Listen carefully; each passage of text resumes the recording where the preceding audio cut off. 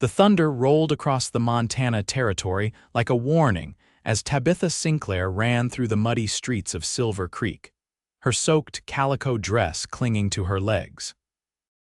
It was 1878, and the rain pelting down on the mining town seemed determined to wash away both the dirt and her reputation in one merciless downpour.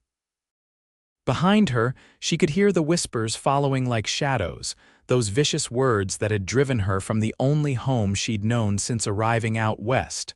Harlot, they'd called her. Impure. The accusations had spread through town faster than wildfire after she'd rejected the advances of Judge Wilson's son. His revenge had been swift and cruel. A ruined reputation was as good as a death sentence for a woman alone in the West.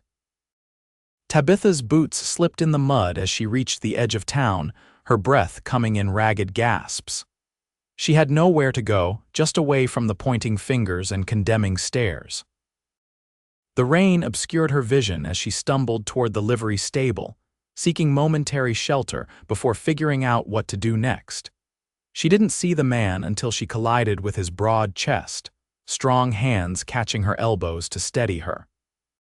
Through rain-soaked eyelashes, she looked up at a face weathered by sun and wind, sharp blue eyes studying her with curiosity rather than judgment.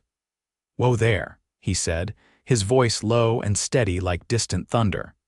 "You're running like the devil himself is on your heels." Tabitha tried to pull away, but his grip remained firm, not threatening but grounding.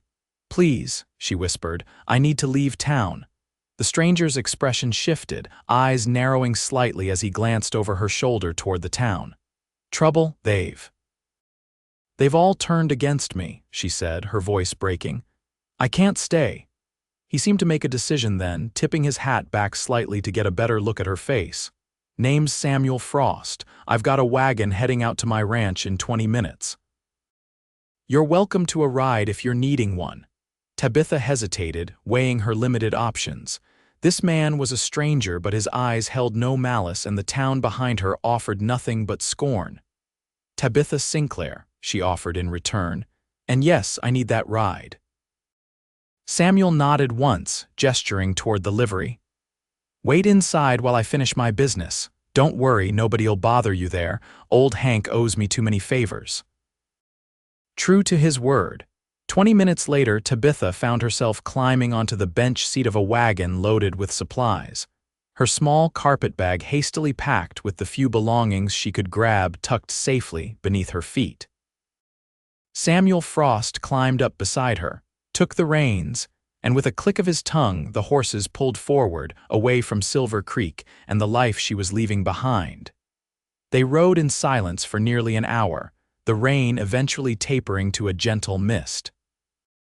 The rolling hills of the Montana Territory stretched out before them, painted in shades of green and gold that even the gloomy weather couldn't dim.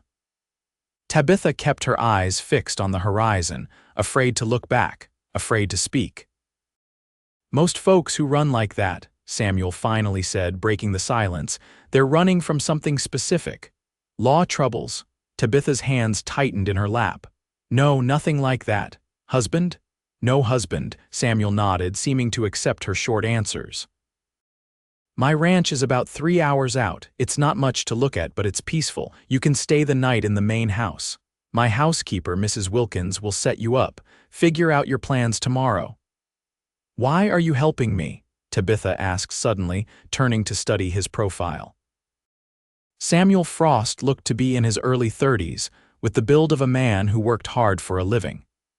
His dark hair curled slightly at his collar, and beneath his hat, she could see the hints of premature gray at his temples. He shrugged, his eyes remaining on the trail ahead. "Been in tight spots myself. Sometimes all it takes is one person willing to extend a hand." As they traveled, the landscape opened up, revealing vistas that took Tabitha's breath away. The vast openness of the territory made her feel small, but in a comforting way, as if her problems too might be smaller in such an expansive place. "It's beautiful," she murmured, almost to herself. Samuel's mouth curved slightly. "That it is. That's why I stayed after the war." Came out here looking for gold like everyone else. Found this land instead. Seemed like a better treasure in the long run. You fought in the war, he nodded once. Union. Too many years ago now to matter much. Something in his tone told her not to press further on that subject.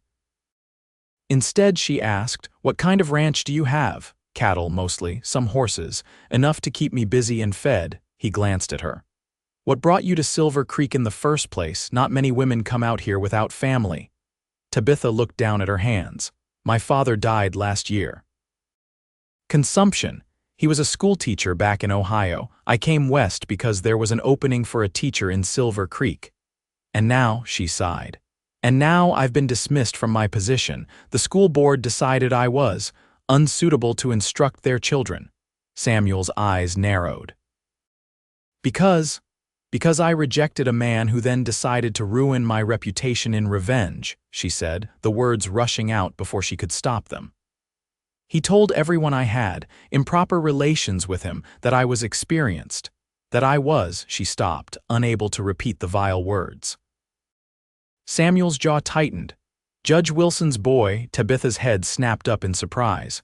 How did you know? Not the first time he's pulled something like that. Boy's a snake. Samuel shook his head. Town's full of people who'd rather believe gossip than truth. They said I'm not pure, she whispered, the admission feeling like glass in her throat. The judgment had cut deeper than she wanted to admit, especially since she'd always been careful to maintain her reputation, even when it meant loneliness. The cowboy was quiet for a long moment, his hands steady on the reins. Then he turned to her, those blue eyes direct and unflinching. Then purity's overrated anyway. The simple statement, delivered without hesitation, made something loosen in Tabitha's chest. It wasn't absolution, but acceptance, something she hadn't realized she desperately needed. As the wagon crested a hill, Samuel pointed ahead. There it is, Frost Ranch. The property spread out before them, a sturdy two-story farmhouse built of timber and stone, a large barn, several corrals and outbuildings. It wasn't grand, but it looked solid and well-maintained. Smoke curled from the chimney, promising warmth inside. It's lovely, Tabitha said sincerely. Samuel made a non-committal sound, but she caught the flash of pride in his eyes. As they approached, a woman emerged from the house, stout, gray-haired, and wearing a flour-dusted apron. Behind her came a young man of about 20 and a girl who couldn't be more than 18. That's Mrs. Wilkins, Samuel explained. Been with me since I built the place. The young man is Thomas, our ranch hand, and the girl is Jenny, Mrs. Wilkins' niece who helps around the house. The wagon rolled to a stop, and Samuel jumped down before coming around to offer Tabitha his hand. She took it, feeling the calluses on his palm as he helped her down. Mrs. Wilkins, Samuel called. We have a guest who will be staying with us tonight. This is Miss Sinclair.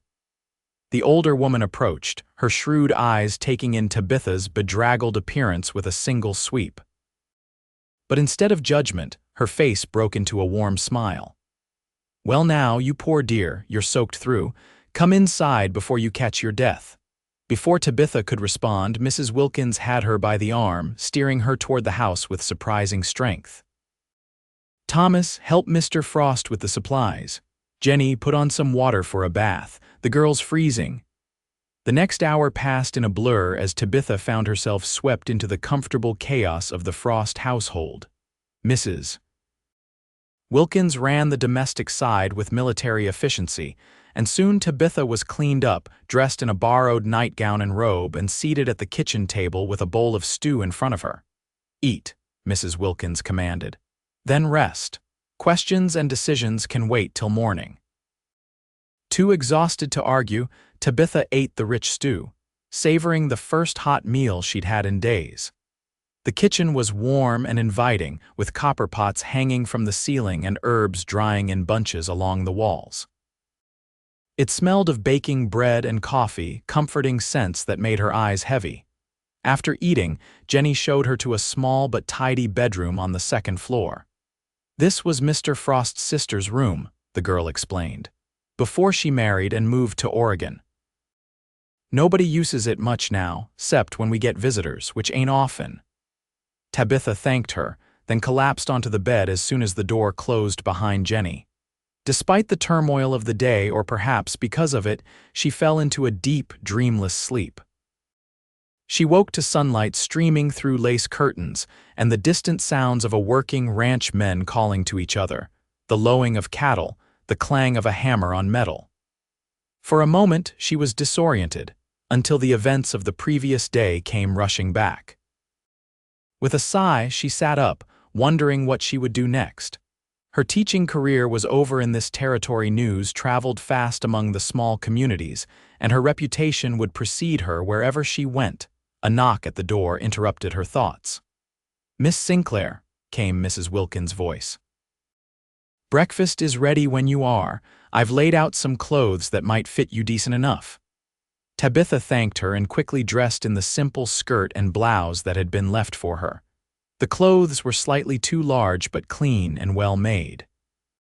She pinned her hair back as neatly as possible with the few pins she had and made her way downstairs.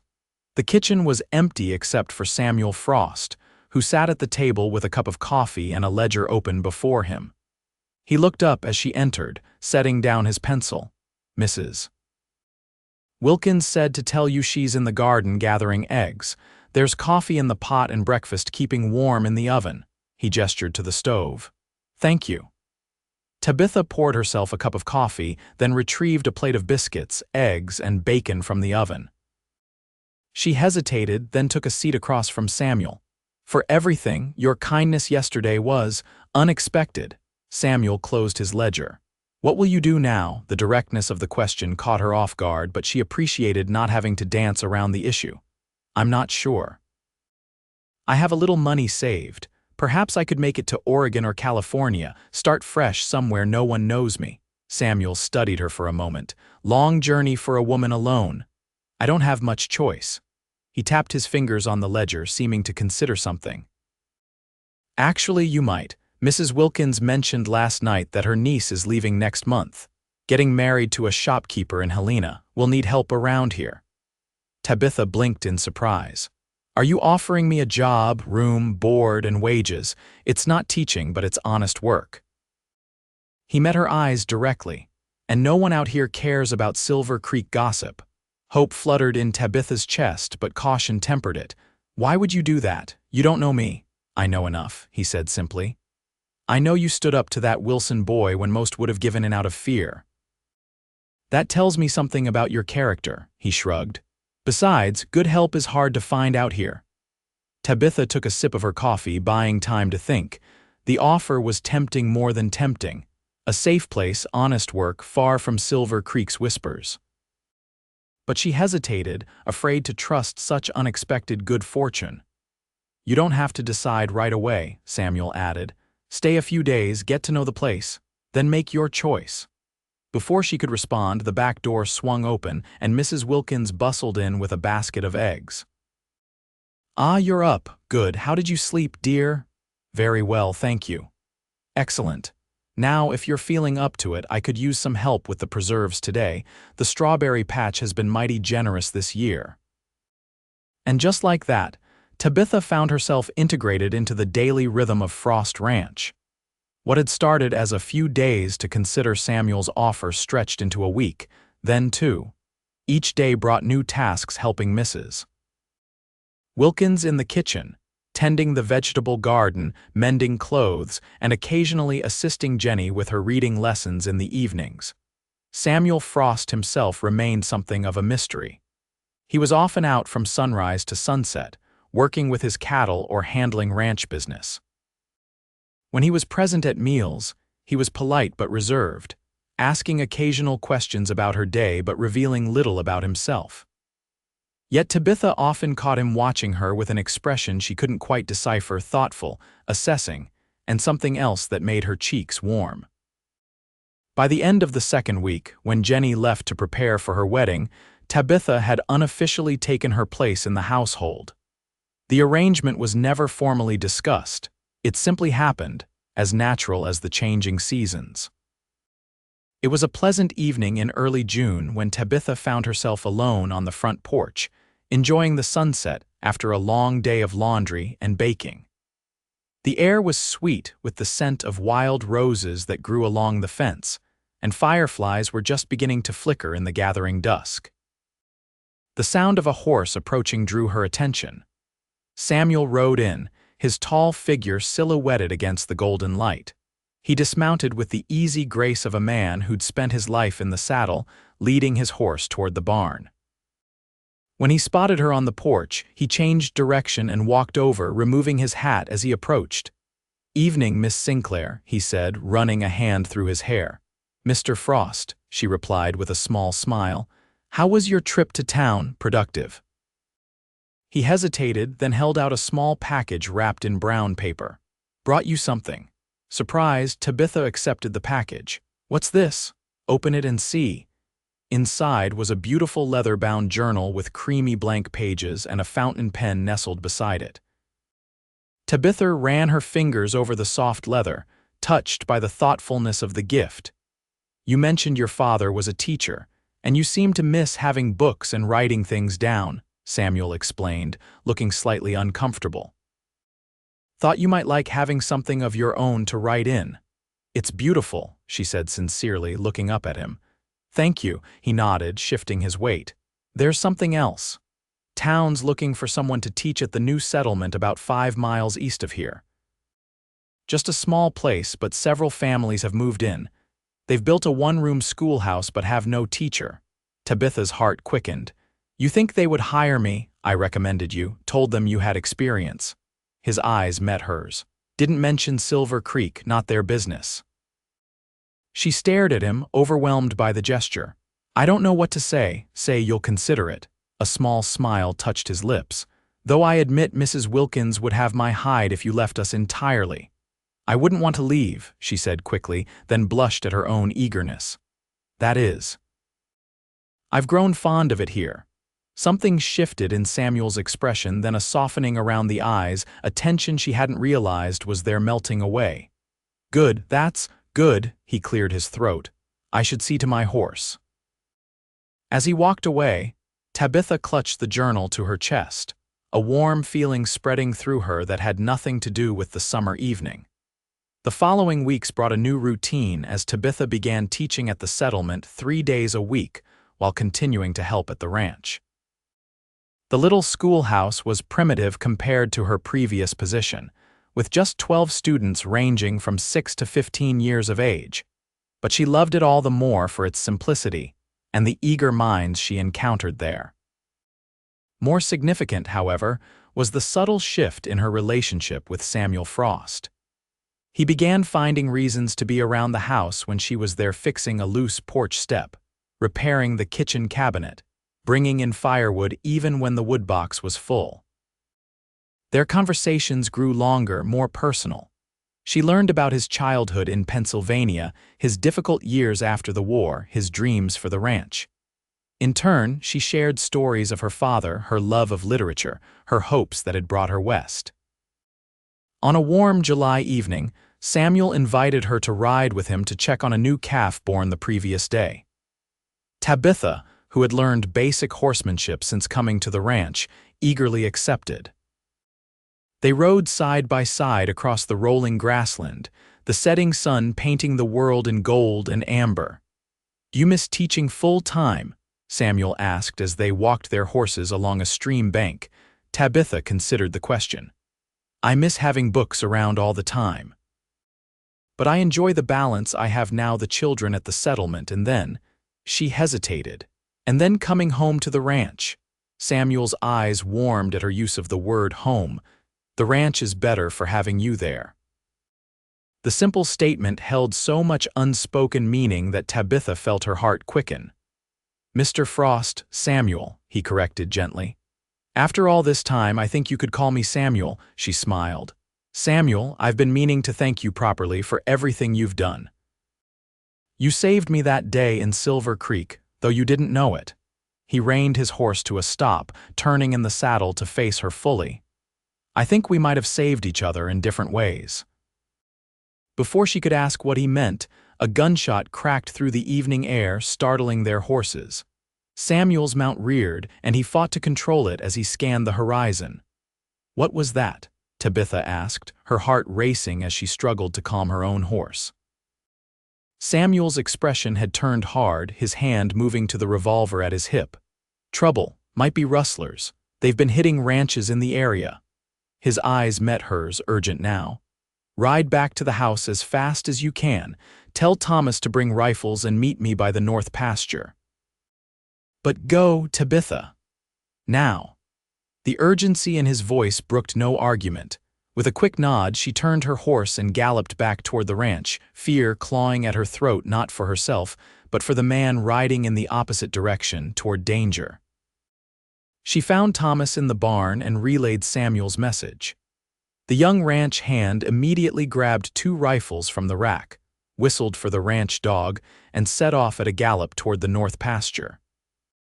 Tabitha paced the front porch anxiously, jumping at every sound, until finally, nearly 2 hours later, she saw riders approaching. Relief flooded through her when she recognized Samuel among them, but it quickly turned to alarm when she realized he was slumped in his saddle. Thomas rode beside him, supporting him with one arm. Behind them rode 2 strangers on weary horses. Tabitha raced down the steps as they reached the yard. "What happened?" "Caught these rustlers trying to make off with some of our cattle," Thomas explained as he helped Samuel down from his horse. "Boss took a bullet, but we got him." "A bullet?" Tabitha gasped, moving to Samuel's side. His face was ashen, his shirt dark with blood on the left side. "Just grazed me," Samuel said through gritted teeth, though his pallor suggested otherwise. "Been worse. Mrs. Wilkins." Tabitha called toward the house. "Bring hot water and bandages." What followed was a flurry of activity as they got Samuel into the house and onto the sofa in the parlor.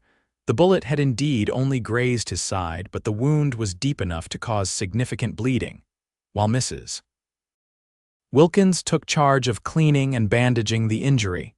Thomas dealt with securing the captured rustlers in the storage cellar until the sheriff could be fetched in the morning. Tabitha stayed by Samuel's side throughout the night, bathing his forehead when fever set in, changing his bandages, and ensuring he took the herbal medicines Mrs. Wilkins prepared. By dawn, his fever had broken and he slept more peacefully. She must have dozed off in the chair beside him because she woke to the feeling of someone touching her hand. Opening her eyes, she found Samuel awake, watching her with a soft expression she'd never seen before. "You stayed," he murmured, his voice rough from sleep. "Of course I stayed," she replied, covering his hand with her own, his fingers tightened around hers. "When I saw that rustler aiming at Thomas, all I could think was that I might die without telling you." Tabitha's heart skipped. "Telling me what?" Samuel's eyes held hers steadily. "That I've fallen in love with you, Tabitha Sinclair. That you've brought light back to this place and to me." The words she'd scarcely dared hope to hear left her momentarily speechless. When she found her voice, it was barely a whisper. "I love you too." His smile then was worth every hardship that had brought her to this moment. With careful movements, mindful of his injury, Samuel tugged her hand until she moved from the chair to perch beside him on the edge of the sofa. His hand came up to cup her cheek, and she leaned into his touch. "I never expected to find you," he said softly. "Never expected to want anyone in my life again." "Why did you help me that day?" she asked. "The truth." His thumb traced her cheekbone gently. "Because you looked lost and brave at the same time, because something in me recognized something in you." Tabitha turned her face to press a kiss into his palm. "What happens now?" "Now," a smile touched his lips.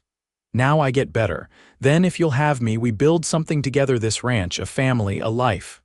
"I'd like that," she whispered, leaning down to finally press her lips against his. The summer passed in a golden haze as Samuel recovered, and their relationship deepened. He formally courted her, though they were already living under the same roof, a fact that raised eyebrows among some of the more traditional settlers, but was accepted by those who knew them. Tabitha continued teaching at the settlement schoolhouse, and in the evenings, she and Samuel would sit on the porch swing, talking about their future. By harvest time, with the first hints of autumn coloring the trees, Samuel took Tabitha on a picnic to a secluded spot overlooking the valley. There, with the vast Montana sky above them and the land they both loved spread out below, he asked her to be his wife. Their wedding took place on a crisp October day, with the aspen trees shimmering gold against the blue sky. It was a small affair, Mrs. Wilkins, Thomas and his new bride, Jenny and her husband who traveled from Helena, and a handful of neighbors and students from the settlement. The ceremony was held in the ranch house parlor, with the local minister officiating. Tabitha wore a simple dress of ivory, silk, a gift from Samuel, that had arrived mysteriously from San Francisco with wildflowers in her hair. As she spoke her vows to the man who had saved her in more ways than one, she felt the weight of Silver Creek and its judgments fall away completely. At the celebration afterward, while Samuel was deep in conversation with some of the neighboring ranchers, Mrs. Wilkins approached Tabitha with a knowing smile. "I knew the moment he brought you home, soaking wet and frightened, that you were the one," the older woman said, patting Tabitha's hand. "In all the years I've known that man, I've never seen him look at anyone the way he looked at you." "I'm still amazed by it sometimes," Tabitha admitted. "That something so wonderful came from such a terrible day," Mrs. Wilkins chuckled. "Life has a way of giving us exactly what we need, even if it comes wrapped in trouble." She glanced across the room at Samuel, who caught their gaze and smiled. "He needed someone who could see past his walls, and you, my dear, needed someone who could see past what others said about you." As the celebration wound down and guests departed, Tabitha found herself standing on the front porch with her new husband, watching the sunset paint the sky in shades of fire. "Happy?" Samuel asked, his arm around her waist. "Completely?" She leaned into his embrace. "Though I still sometimes wonder what people would think if they knew." "Knew what?" "That the respectable Mrs. Frost was once considered impure by an entire town." Samuel turned her to face him, his expression serious. "First, there was never anything impure about you. Second, what other people think has no place between us." His hands framed her face gently. "And third, I meant what I said that first day, purity's overrated anyway. It's truth and love that matter, and we have both." Tabitha smiled up at him, knowing with absolute certainty that she was exactly where she belonged. "Yes, we do." The years that followed brought challenges, as all years do, but also immeasurable joy. The ranch prospered under their joint care, expanding to become one of the most successful operations in the territory. The small settlement where Tabitha taught grew into a proper town, and she eventually opened a full school with 3 classrooms and a small library dedicated to her father's memory. Their first child, a daughter named Eleanor, arrived a year after their marriage, followed by twin boys, James and William, 2 years later. The house that had once seemed too large and empty for a solitary rancher now rang with children's laughter and the warm chaos of family life. On their 5th wedding anniversary, Samuel presented Tabitha with a gift, the deed to a plot of land adjacent to the school, where he proposed they build a proper home for themselves as the children grew.